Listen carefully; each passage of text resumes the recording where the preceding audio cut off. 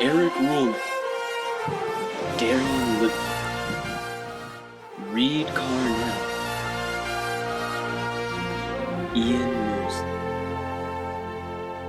Good evening. Today is Friday, December 29th, 1865, and today's show is a special year in review where we recap all the year's headlines. As many of you know, Abraham Lincoln was assassinated at Ford's Theater. Andrew Johnson assumed the presidency. On the science side of things, Louis Pasteur showed that the air is full of bacteria. That's disgusting. Jules Verne publishes From Earth to the Moon. That's absolutely crazy. Have you read the novel?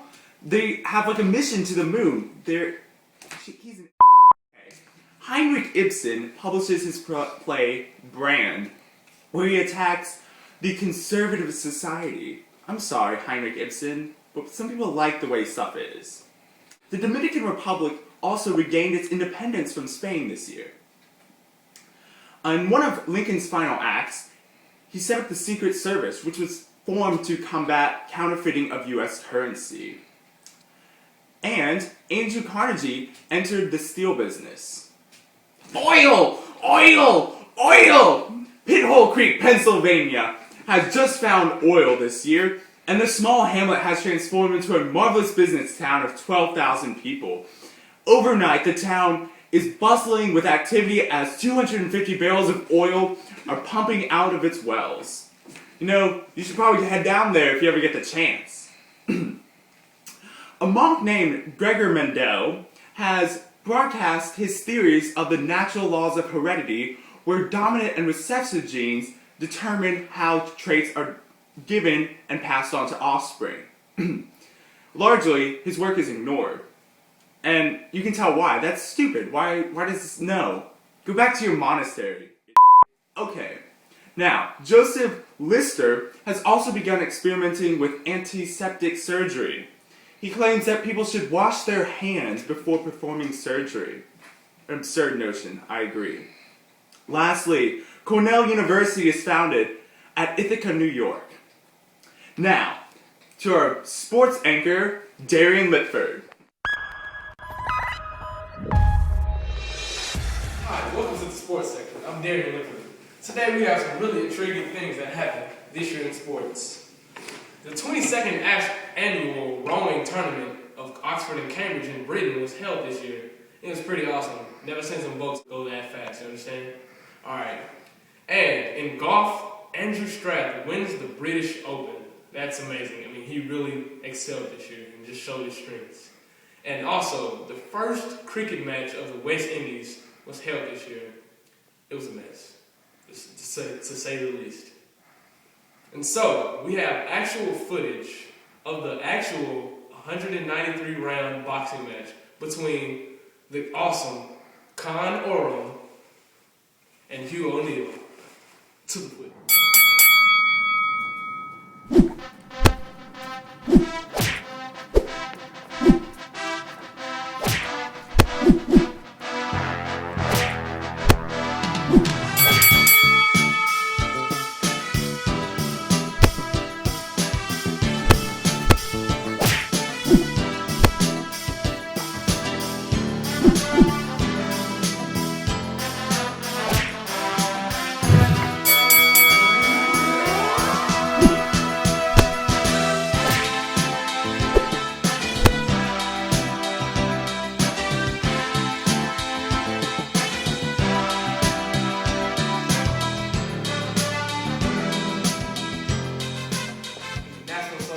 Baseball players, the Brooklyn Athletics take the championship once again. And I've never seen bats being swung that fast. And we have an exclusive interview with the superstar Brooklyn Athletics player later on. So, Joe Stark, the amazing Joe Stark, from the Brooklyn Athletics, ladies and gentlemen, the Brooklyn Athletics, they are the champions of this season. So Joe, how did y'all do the undefeated season, Joe? A little of this, a little of that, 1-2. Oh, really? Can I see your amazing swing? Whoa! You see that? Do it again. Whoa. Okay, Joe. So, describe to me the game. How do you? It's just it flows. It comes out. You're born with it. Really? You're born really, this guy, he's the first baseman, the MVP, ladies and gentlemen, the MVP. So, so I know, you have to do some kind of rituals or whatnot to get ready for the game. What kind of music do you listen to? Your playlist. What do Yeah, listen to? a little Dvorak, a little this, a little that, some GM Cola, some of this. Oh, okay. I understand. So, but how do you feel about the opera music? It's new, it's out there, it's up and coming, kind of like me, I understand. The 22-year-old phenom, ladies and gentlemen. Joe Stark, let us see that swing one more time.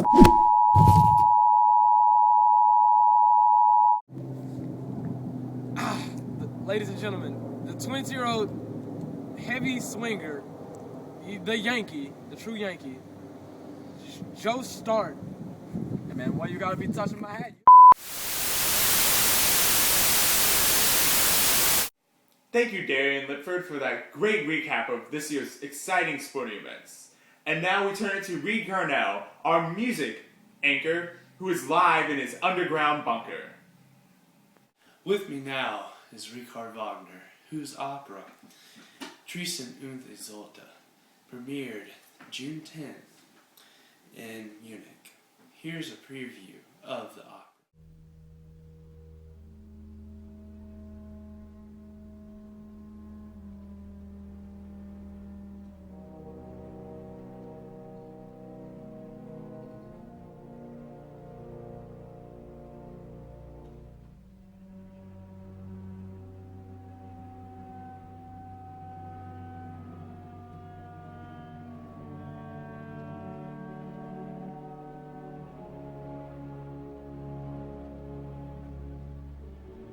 Stop! Stop! Stop! What was that? What are you talking about? This is an opera. It's beautiful. No! Why can't you write stuff more like Mozart? You are trying to be so different, and it's This not is a sounding new good. musical era. You will get used to it. Obviously, it's not good enough because people aren't seeming to like it right off the bat. It's going to take a while. It is going to take a while, but eventually they will come around. I don't understand where you're even coming from with this music. Just tell me where the standpoint is music. What's the history behind it? What's your influence? It's influenced by my love for Matilda Wessendon, my love for her, and by the world-renowned philosopher Schopenhauer. He is a very prestigious man. So tell me about these women that I've heard many stories about. A woman here, a woman there, always women around. What can I say? So you get around? Is that what your influence is on this music? Some people might say that. It is a rumor. It might be true. Ladies and gentlemen, this man is a sick man.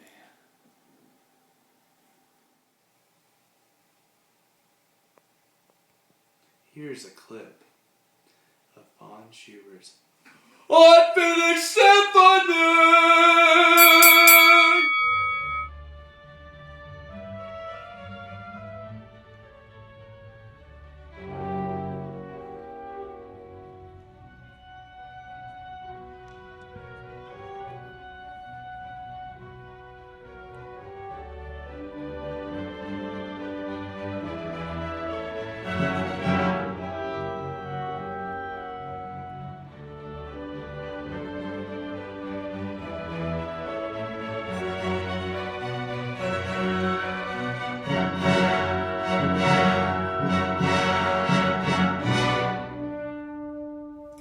We are here with Heinrich Glockenspiel. No, Heinrich Hurdy-Gurdy Glockenspiel. And we have a few questions for him about Franz Schubert's Unfinished Symphony. Can you tell us a little bit about his piece? Yes, this piece just premiered this year in Vienna.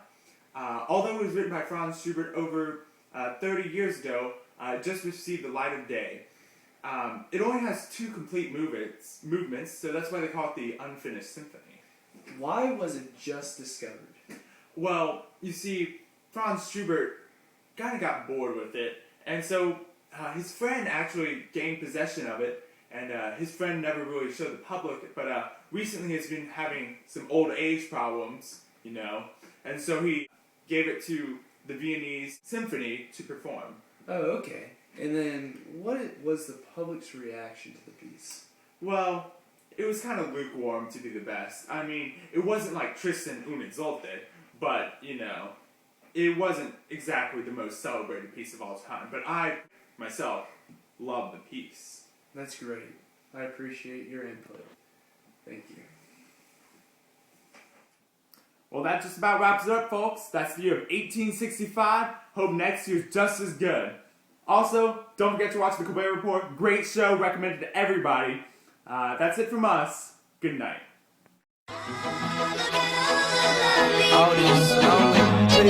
Yeah, Sammy.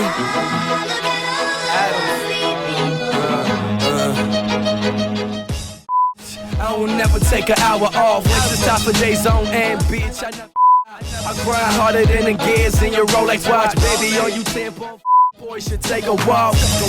Yeah, and I'm back on it. Nose dripping with my Hendrix, I don't need tonic. Hard body flow, but a cool